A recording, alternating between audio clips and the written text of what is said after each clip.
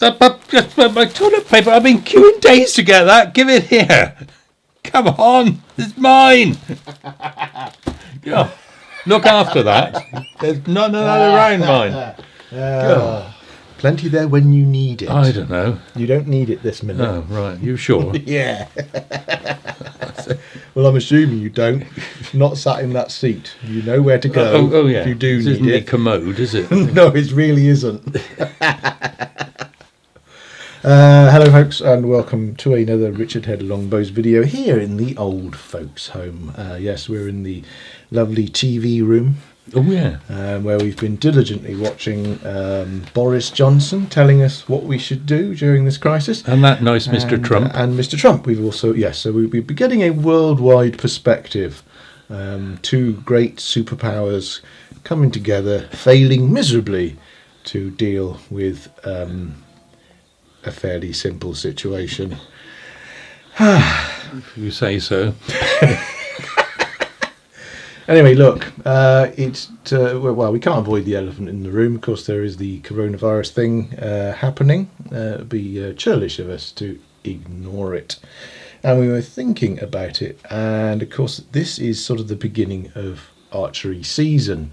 It's when people have perhaps had their bow maybe lying around for a good few months over the winter. Those of you who are less hardy, I know some people are out there every day, whether it's 10 feet of snow or whatever, and they're out there with a bow, but a lot of people are fair weather archers, or indeed maybe their archery club isn't open in the winter, or some people maybe do indoor shooting, which can extend the season, but for those of you who are perhaps like Richard here, or are going to be in the bracket of people that are slightly more at risk. Oh yeah. That's as delicate as I could put it, the old bugger. Then you maybe aren't going to be shooting. You may have already perhaps got your kit out and you've already been, I don't know, thinking about getting back to shooting. We've had some slightly better weather over here in Britain. I know a lot of these videos go out around the world and you've probably got sun all year round wherever you are. But over here, our season is quite short and usually restricted to about July. That's about the only bit of decent weather we get. Third week in July. The third week, yeah. Well, you can't book any hotel. So we were thinking, if you are the sort of person whose equipment's been sat around for a while anyway, it now possibly could be sat around for the rest of the year if you don't have a back garden where you can shoot in. We were sort of thinking what advice to give to people who maybe got equipment they've been storing or want to store it or whatever. What sort of thing? If people have been keeping their bow indoors, they know not to prop it by the radiator and to keep it in a... Why not? Why shouldn't we put it by a radiator? So it central heating, so the wood doesn't dry out too much and make it brittle, which is always a risk. But it's probably worth bracing the bow up once a week and perhaps drawing it a few times just to keep the bow supple, also to exercise your muscles. So keeping your own body in check. That's right. So if you're in your house, you can brace the bow, give it a few short draws just to ease it back, draw it a few times without an arrow in it.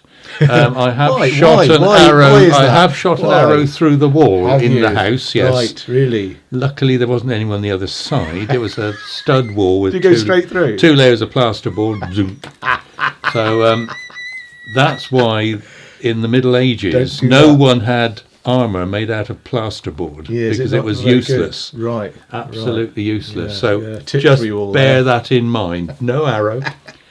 So that keeps the bow supple, keeps your muscles in trim as well. Yeah. So when this is all over and you can get back out, you're not sort of really struggling. Yeah. I mean, if you're lucky enough to be able to shoot in the garden and you've got a garden that's big enough without, the neighbours' kids playing in the garden next door, you could put up a backstop net.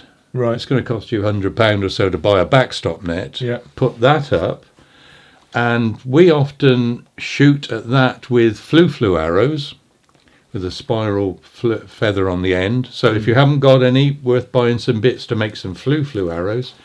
rubber blunt on the end, and you can actually shoot at the net without a target or anything. So that's quite good practice. Without a target, you're not getting target shyness and target panic. It's quite good practice actually to just draw up and shoot the bow. So you actually come to a full anchor point. You're drawing back. You're not worrying about aiming because you've got a 12-foot net in front of you, and with a blunt on the end, is not going to go through the net. If you just have an ordinary target pile at close distance, the net isn't going to stop it really. So a blunt arrow with a flu fletching. So if the worst comes to the worst and you miss the backstop net, miss an entire net, the arrow is only going to go in. Wrong if you're missing the entire net.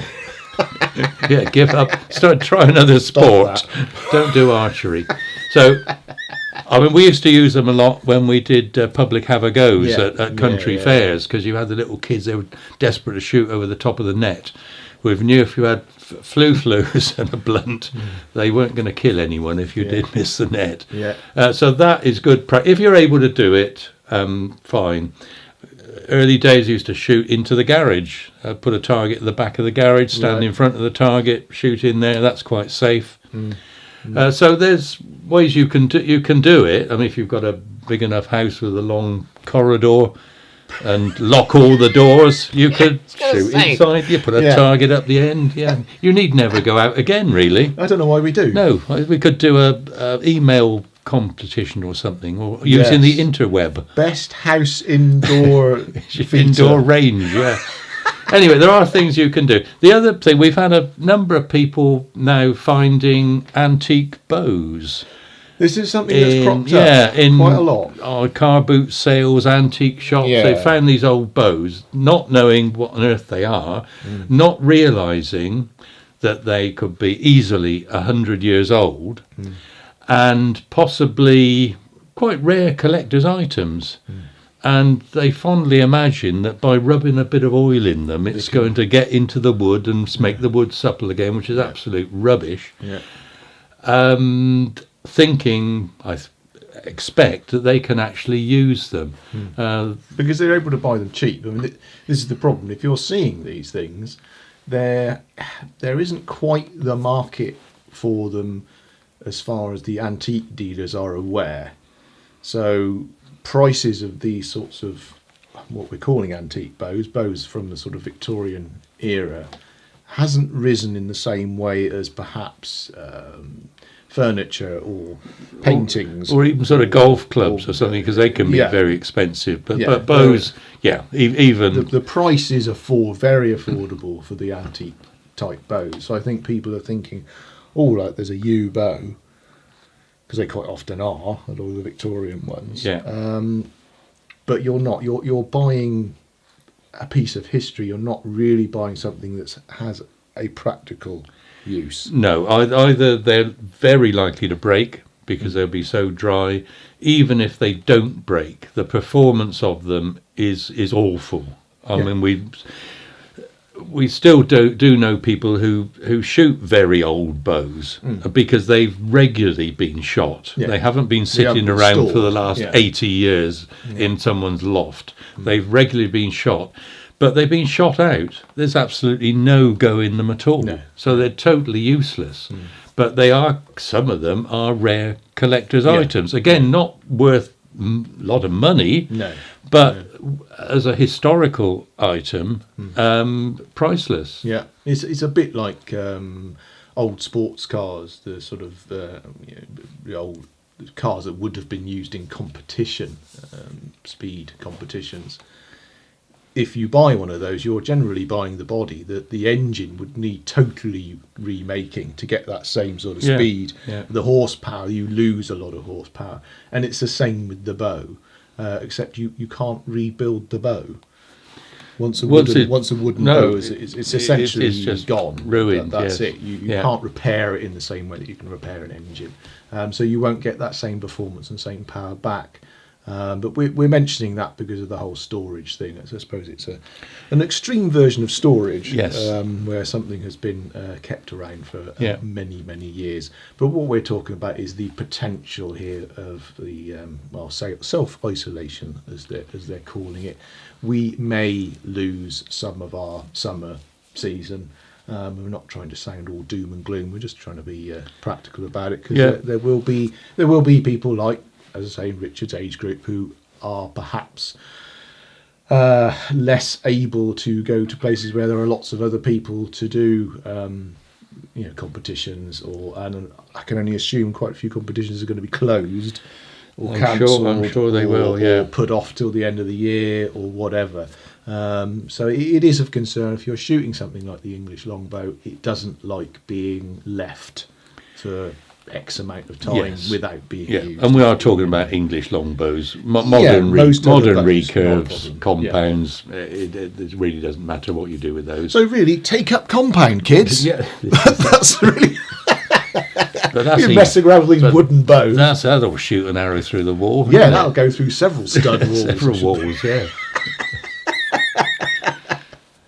Yeah. Anyway, is that it? Pass me a toilet roll, could you? Oh, do you need one? Well, I think I might.